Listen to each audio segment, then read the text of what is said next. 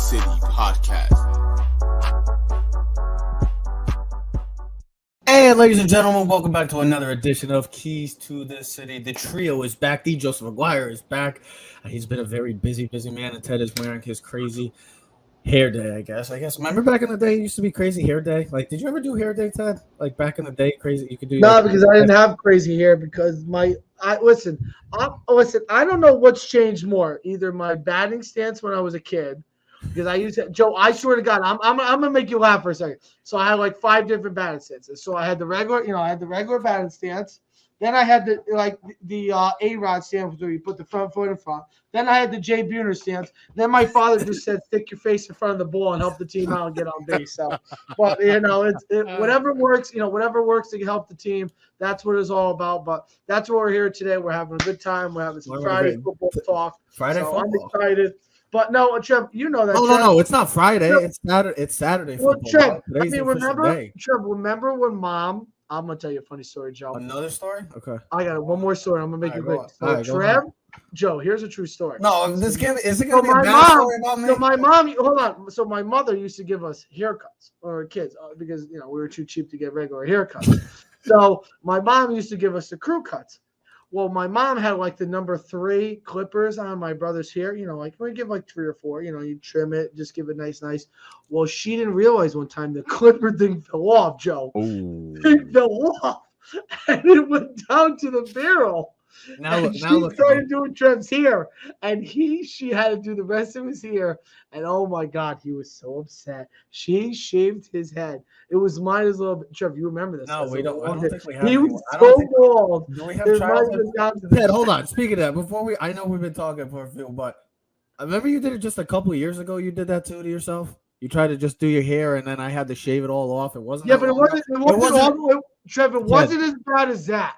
Ted, you remember because you got so upset with Mom that she didn't realize that when she was doing it, the number 3 fell off the clippers, and she went like this. Ted. Trev goes, "What, Mom?" He goes, I love it. "Hey, Mom, what?" He goes, "What?" He goes, "I'm sorry, Trev. The clipper fell off. I'm gonna have to like." Now, of course, when you're 7, 8 years old, you're just like, okay, whatever. Now look at me. That's just not a big thing. But look at Trev now. He's got a full beard. He's got the best hair. I got the best hair. Joe's got the ponytail. I got curls. We're ready to rock and roll. Look at us. We are old men.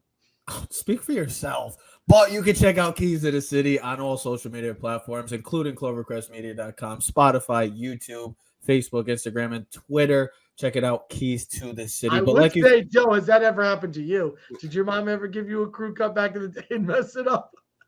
Right after my wife and I started dating, we went to a wedding together, and I decided to cut my hair just before the wedding, and same thing happened. The attachment fell off, and I hit the whole back of my head. Well, don't you remember, Joe? You had it a couple of years ago in the studio when you had the no soap facial hair and you had the short buzz cut.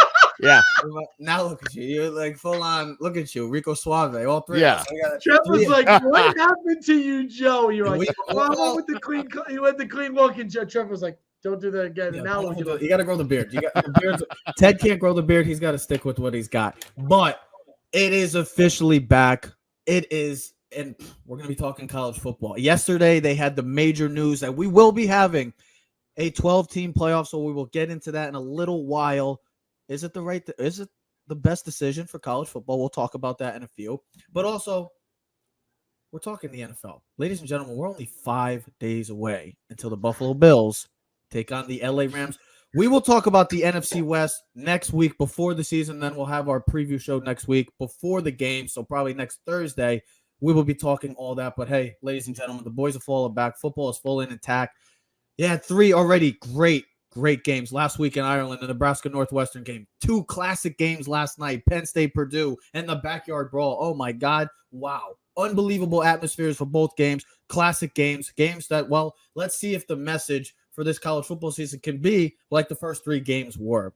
But let's talk about this NFL season because we've talked about, well, we all know, guys, this was the craziest offseason that I've ever seen in my life with the quarterback signings, with the movement of receivers, with the dominance, presence, of the AFC. I was about to say the ACC. I don't know why. I guess I'm excited because college football, the Ohio State Buckeyes are playing the Notre Dame Fighting Irish tonight. I can't freaking wait to see my Buckeyes destroy the Notre Dame Fighting Irish. I'm sorry, you Notre Dame fans.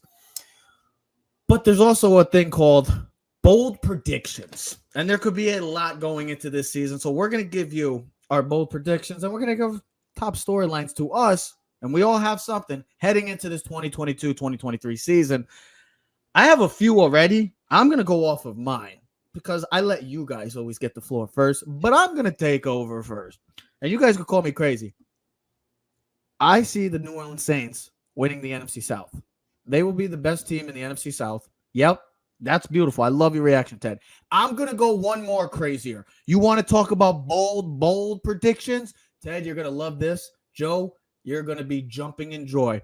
There's going to be an AFC West quarterback that's going to win the MVP, but they call it bold predictions for a reason.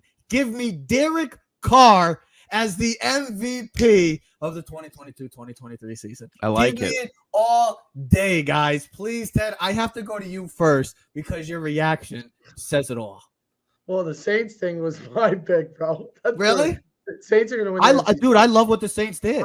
Listen, here's my thing.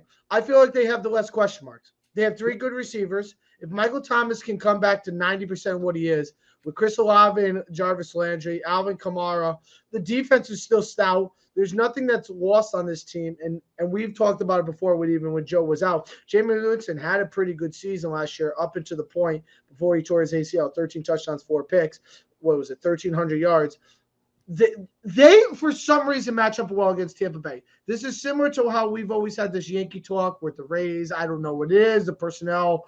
It's like the Yankees should easily beat the Rays. But let's get off the baseball subject. That's why I gave the reaction. I'm like, damn, he stole my thunder a little bit. So that's why I was thinking the Saints too. I think the Saints could definitely win the NFC South.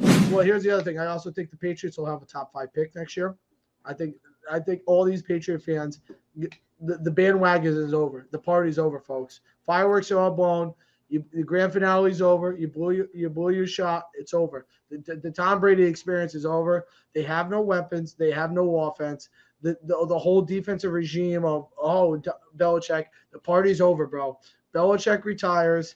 The Patriots are over. New regime starts. The whole. Joe, what do you think about that? Do you think the Derek Carr take or Ted saying that the New England Patriots, for the first time since I was a baby or since I had that buzz cut, the New England Patriots could be a top 5 pick? Which is more bolder to you?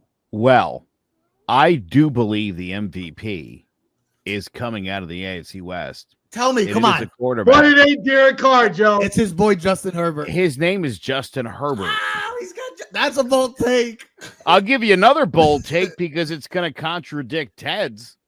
I think the Patriots make the playoffs. Whoa. Yeah, right. And start explaining, Joe. Start explaining this one. Please explain. I need the explanation. Bill Belichick. The Giants have a better chance of making the playoffs. Bill Belichick. No way. Joe, listen. You can't play listen. Hold on. They won 11 games last year. Joe, but here's the thing. I don't think they're going to win 11 games. I think they'll win 10. I think they make the playoffs.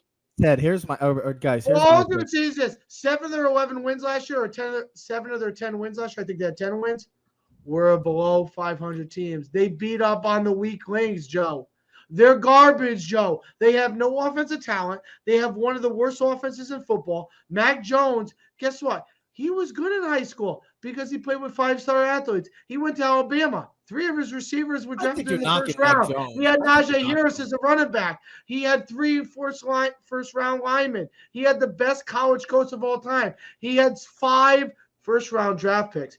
He is not playing with talent no more. He is not the guy who's a facilitator with number. If you were telling me Mac Jones is playing with, I don't know, Miami with 3 receivers and all those guys, or he's playing with the Kansas City Chiefs, he's playing with a defensive-minded coach with no running back, no receivers, who's his lineman, who's his tight end, and his defense. All those guys that use. There's no Malcolm Butler. There's no Chung.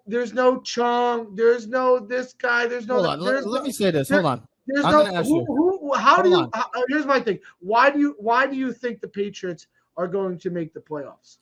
I think last year, sweetening up on bad teams help them become a better football team. I got a whole year under Mac Jones's belt. And listen, straight up, Mac Jones a winner. They're going to make this work. They've got depth at running back. They've got depth at the wide receiver position. They don't have any superstars. They got a lot of really solid players. Joe, and I tell you, if anybody can turn this into a thing, it's Bill Belichick. And I just think you got the right guy at quarterback. You got a guy that knows how to win football games. I would. Here's my thing. I wouldn't say the Patriots had a better chance if Trey Lance was their quarterback because of the versatility of what he brings. Mac Jones is limited. Joe, you can only get so much. Well, that whole offense is limited. You know, before the show, you were talking about Jerry Jones and that ridiculous idea that everything's going to run through Zeke. No, it's not. Why would it? But in New England, you got Damian Harris, you got Stevenson, you got JJ Taylor, Pierce Strong. You got a lot of guys that can take the rock 10, 12, 14 times in a game. Every week it seems like it's a different guy rushing for 70, 80, 90, 100 yards. Joe, here's my thing. I got to ask you. I'm just going to you said they're going to make the playoffs. Are they better than Buffalo? No. Are they better than Cincinnati? No. Are they better than any four of the teams in the AFC West? No.